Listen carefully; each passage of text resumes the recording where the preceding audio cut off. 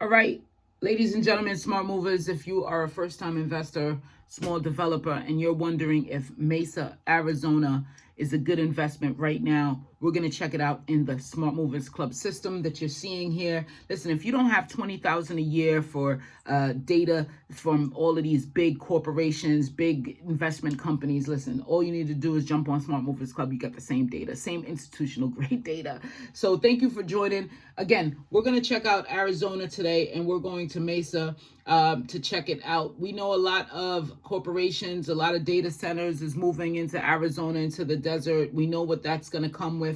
Your utility bill is going to be a little, you know what I mean? But it's bringing a lot of jobs with it at the same time. So we're going to check out what Mesa, Arizona has to offer.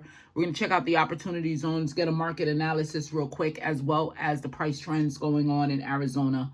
And let's get it started. If you haven't already, go ahead and like the video and subscribe to the channel. Why? Because I bring the data to you. Okay, so if you're a first-time investor, small developer, or you're just thinking about relocating, this is great information to have, great information to continuously check so you see what the market is doing. It's time that we move smarter, ladies and gentlemen. All right, so let's just wait for this thing to pop up, and then we'll get started.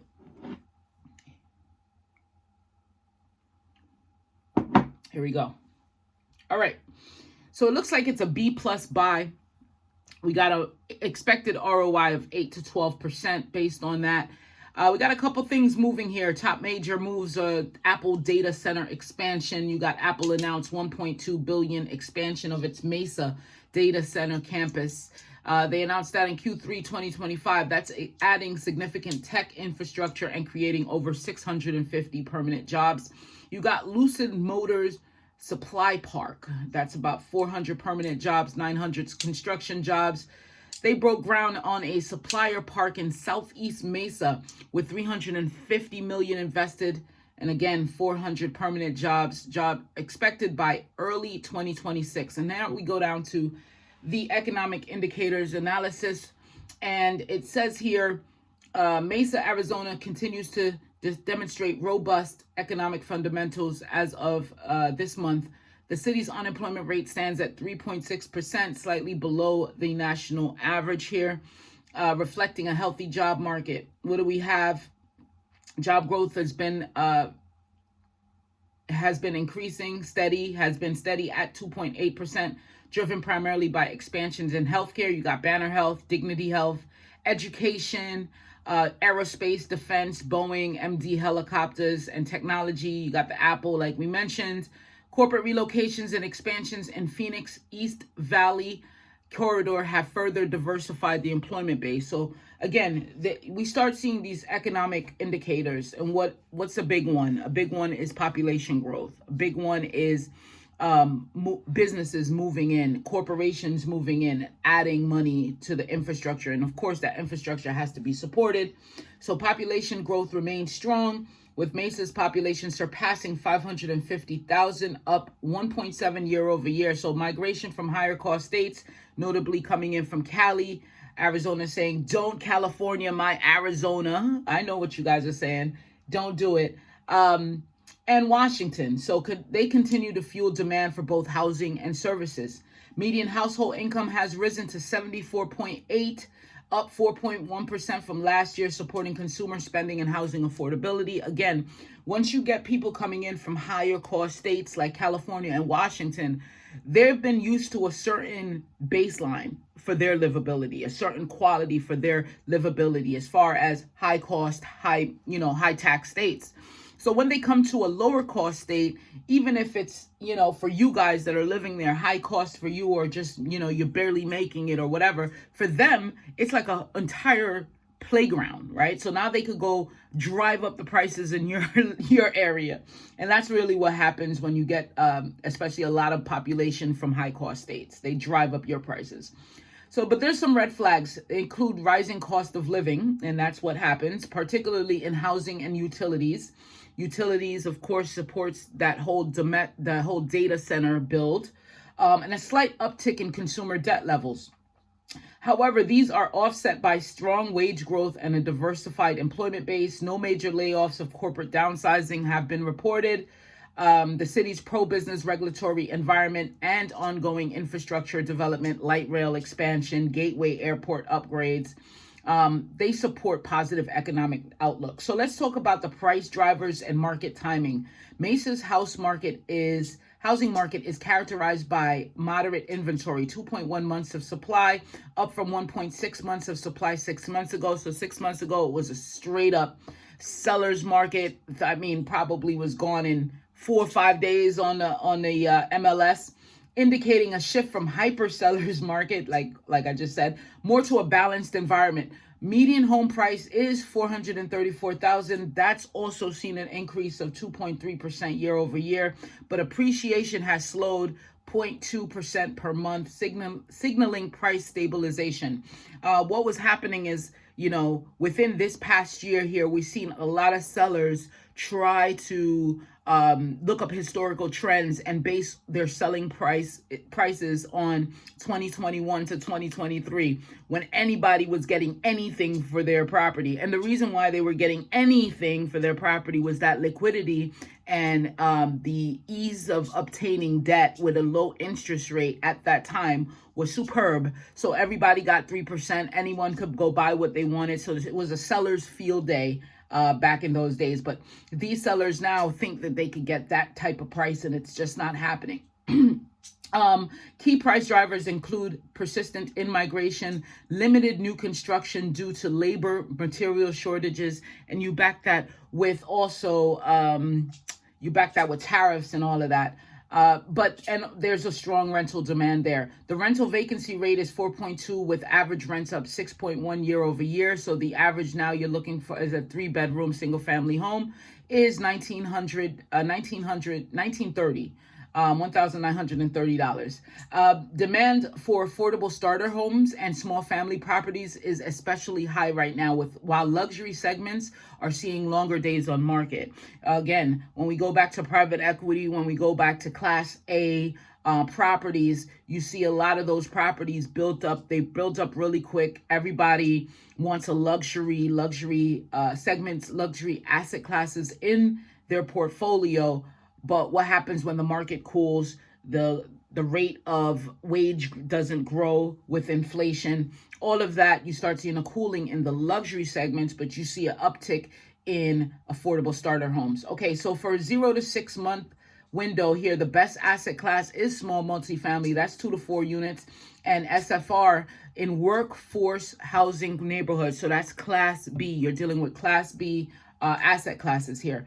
The optimal buying window is now through late Q4 2025. So you're bringing it up to January, almost January, as interest rates are projected to remain stable, 6.2 to 6.5% at 30-year fix. And inventory is expected to rise modestly with seasonal listings surging. Warning signs of being priced out, guys. If you're a small developer or first-time investors, these are the signs to look for.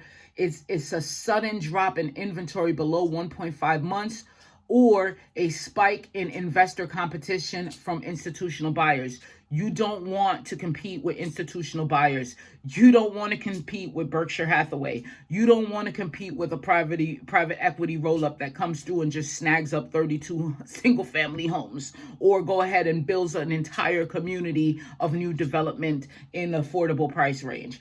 You don't want that. And the dropping of inventory below 1.5 months is that sellers get anything that they want. No concessions, okay? I put my house up for whatever I want, and it's get on. Why? Because it's a seller's market, and it's a hyper seller's market. So here inside the platform, we give you a overview of what the pros and cons are for investment vehicles, right? So if you're thinking about land, if you're thinking about commercial businesses in the area, if you're thinking about rental properties in the area, or if you're thinking about just flipping. Here, let's talk about one of them. Let's give you rental properties. It says the pros are high rental demand, especially for affordable single-family homes and small multifamily, low vacancy rates, strong cash flow potential, and favorable landlord laws in Mesa, Arizona. But the cons are rising property insurance and maintenance costs, increased competition from institutional investors in some submarkets. Rent growth expected to moderate in the next 6 months. So what I'm seeing is that, just so you know, is that private equity institutional buyers, they love the Sun Belt right now. They love the Sun Belt because a lot of businesses, what really 2020, COVID shaped a whole new geographic map for investors, right? You would see these places, these people, these institutional buyers, or well, these corporations, they rather go into like the hip the hip markets, the New Yorks, the Bostons, the Los Angeles, right? The Miamis, right? They would pick those areas because that's where the corporations were. That's what's driving population growth. That's where people are spending money and people could afford these things. What has happened here in the last 5 years, let me tell you the story, is that the population migrated, the Great Migration, right? Because they couldn't no longer afford that. The layoffs, the lockdowns, all of that. It was a precursor to this population movement. Also, what happened is that these companies and corporations realized that they have favorable corporate tax laws and different business favorability in other states. So you see even a lot of companies and corporations had a Dexit. And a Dexit was they removed their structure and formation and operating licenses and registration out of Delaware and into places like Nevada, into places like Arizona, into places like Florida. They moved headquarters into some of these places and built these satellite places and started doing crazy major business there. So population growth is a true indicator, but also corporate growth, corporate movement is also the second one to look for. And that's what happens here. And that's why institutional investors are where now the population is, and the Sun Belt has them. Sorry for that little rant. The Smart Movers verdict is buy, with a focus on rental properties and small multi-family and workforce neighborhoods. Why? Let's talk about it. Mesa, Arizona remains a strong market for first-time investors and small developers in the immediate 0 to 6 months window. The combination of stable job growth, population inflow, and resilient rental demand supports a buy recommendation, particularly for properties in the 320 to 450 range. Target neighborhoods include Dobson Ranch, Fiesta District, and areas near the ASU Polytechnic campus, where rental demand and appreciation potential are highest. First-time investors should avoid over-leveraging in luxury segments or speculative land plays unless entitled or with clear redevelopment upside. Flipping is viable, but best limited to cosmetic rehabs in established neighborhoods with low days on market. The catalysts that could change this recommendation include a sharp rise in interest rate above 7%. Nobody's coming out there, right? Money's too expensive. Debt is too expensive. So a significant drop in inventory is also a catalyst that could change this. When you drop in inventory, or new regulatory measures impacting short-term rentals or property taxes. You want to talk about putting your stuff up on Airbnb. A lot of places, a lot of cities, a lot of states now, they're becoming more hyper regulatory with these short-term rentals and what constitutes as a short-term rental. Monitor city council agendas and Federal Reserve policy closely here. For now, Mesa's fundamentals align with smart investment principles for those entering the market before spring 2026. So it says here, Mesa's 2025 market is buoyed by major tech and EV manufacturing investments driving job growth and rental demand. However, affordability is tightening as median home prices approach $495K, putting pressure on first-time buyers and investors seeking entry-level opportunities. All right, so here it is, a strong buy. It's 7 out of 10, but as you see, the affordability index is low, sitting at a 4. You do get the corporate investment flow. You got the population growth, the market timing, and the affordability index is kind of off right there, but it's still a strong opportunity based on those other economic signals. The last thing we're going to do is go over to here, and we're going to type in Arizona, and we want to see if there's any... What the hell did I do? Okay, Mesa. We're going to see if there's any opportunity zones available for you guys. And always check, as a first-time investor, small developer, always check where you're looking to and make your investment, because there could be some benefits, there could be some abatements, some tax credits, some incentives for you. All right, so that's a good thing to do, is always look up these opportunity zones. That's my dog. Somebody is definitely at the door right now. Okay, let's check this out. Opportunity zones. She's gonna go crazy.